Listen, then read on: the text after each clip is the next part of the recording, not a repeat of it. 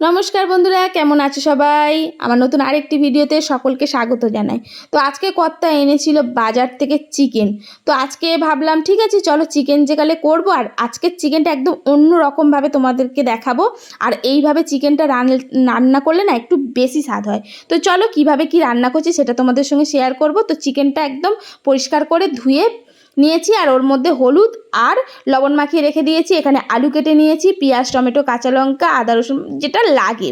তো চলো এইবারে কিন্তু রেসিপিতে চলে যাই। তো এখানে একটা কড়া বসিয়ে দিয়েছি, আর কড়ার মধ্যে দিয়ে দিচ্ছি, কড়াটা গরম হয়ে যেতে, সরিষার তেল।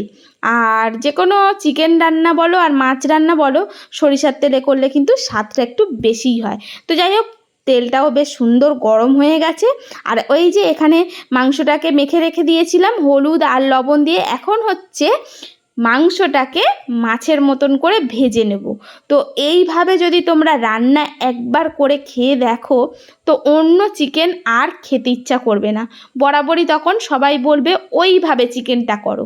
তো যাই হোক, এখানে চিকেনটা তেলের মধ্যে দিয়েছি, আর এইবারে একটু সময় ধরে যেমন উল্টে পাল্টে আমরা মাছ ভাজি, তেমন এই চিকেনগুলোকেও একটু উল্টে পাল্টে ভেজে নেব। আর আবারও বলছি, চিকেনে কিন্তু বেশি কিছু দিইনি।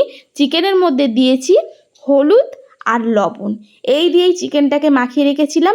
আর এই দেখো, চিকেনটা বেশ সুন্দর করে কিন্তু ভেজে নিয়েছি, মাছ ভাজার মতন করে লাল লাল করে। তো এখন চিকেনটা ভাজা হয়ে গেছে, চলো এখন চিকেনটাকে তুলে ফেলি। তো এইভাবে একবার অন্তত তোমরা ট্রাই করে দেখো, খুবই সুন্দর খেতে লাগে বন্ধুরা। আর নর্মালি না, আমরা যেভাবে রান্না করি সেইভাবে রান্না তো বারবার খেয়েছি, আর ভালোও লাগে না। একবার এইভাবে করে খেয়ে দেখতে হবে। দেখো, সব রকম তো মাঝে মধ্যে একটু ট্রাই করতেই হবে, তাই না? তো যাই হোক, এইভাবে কিন্তু আমিও প্রায় সময় করি। যখন চিকেনটা আর একদম খেতেই ইচ্ছা করে না, তখন এইভাবে বানালে কিন্তু চিকেনটার দুর্দান্ত স্বাদ হয়। তো এখন এই যে চিকেনটা ভেজে তুলে নিয়েছি, আর ওই তেলেতেই এখন আলুগুলো ভেজে নেব। কে কে মাংসর আলু খেতে ভালোবাসো বন্ধুরা? আমি কিন্তু ভীষণ ভালোবাসি, আর আমার পরিবারের সবাই। বাবা, মাংস একটা কম দাও দাও, কিন্তু দুটো আলু দিতে হবে, এতটাই আলু ভক্ত আমরা। তো যাই হোক, আলুটাকে বেশ সুন্দর করে লাল লাল করে ভেজে নিয়েছি। আর মাংসের আলু না একটু যদি ভেজে নেওয়া যায়, সেই আলুটার কিন্তু স্বাদটা আরও একটু বেড়ে যায়। তবে হ্যাঁ, এখানে আলুটা ভেজেছিলাম, তোমাদেরকে দেখানো হয়নি। তো এখানে একটু লবণ আর হলুদ দিয়ে দিয়েছিলাম। তো লবণ হলুদ দিয়ে আলুটাকে সুন্দর করে ভেজে নিলাম। তো এখন এবারে এই তেলের মধ্যে দিয়ে দিচ্ছি একটু তেজপাতা।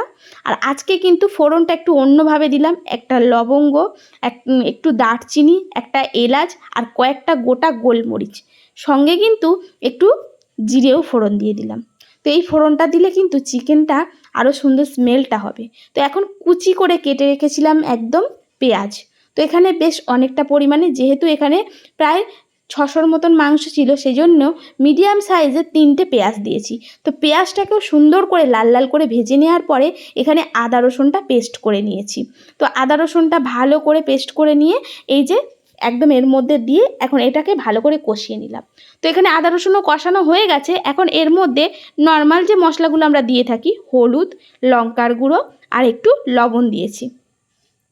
তো এখানে ভালো করে মশলাটা এবারে সুন্দর করে কষিয়ে নেব।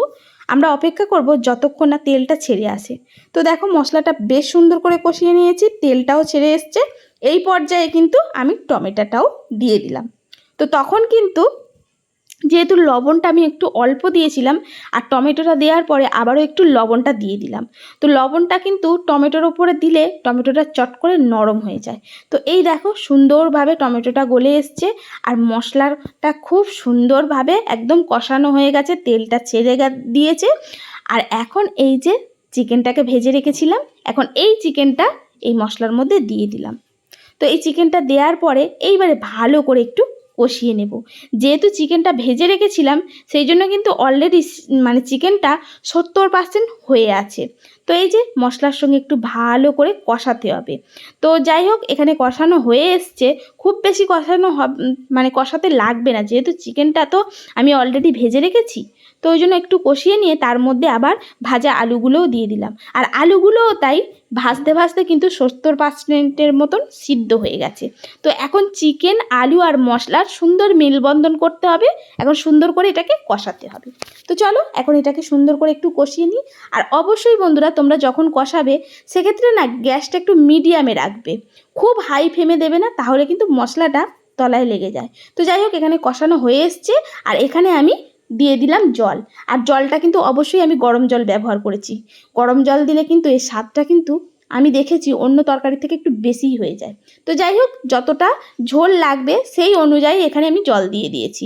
তো যেহেতু চিকেনটা খুব বেশি ঝোল করব না, তাই জলটা খুব বেশি আমি দিচ্ছি না।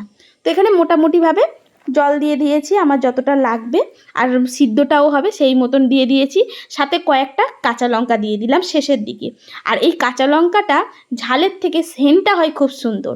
তো এই যে এখানে দেখো সুন্দর করে একদম সব কিছু দিয়ে বসিয়ে দিলাম।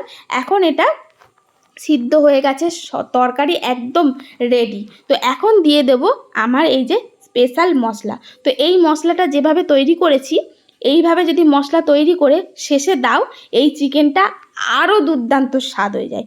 কি করেছি, এখানে দিয়েছিলাম 2 চামচ মিডিয়াম চামচ, ওই যেটাকে চা চামচ বলে, ধনে, আর 1 চামচ জিরে, 2টো শুকনো লঙ্কা, দারচিনি, এলাচ আর লবঙ্গ দিয়ে এটাকে হালকা রোস্ট করে নিয়ে এটাকে গুঁড়িয়ে নিয়েছিলাম। ব্যাস একদম মশলা রেডি। আর এখানে চিকেনও রেডি, ওই মশলাটাই শেষে দিয়ে দিয়েছি।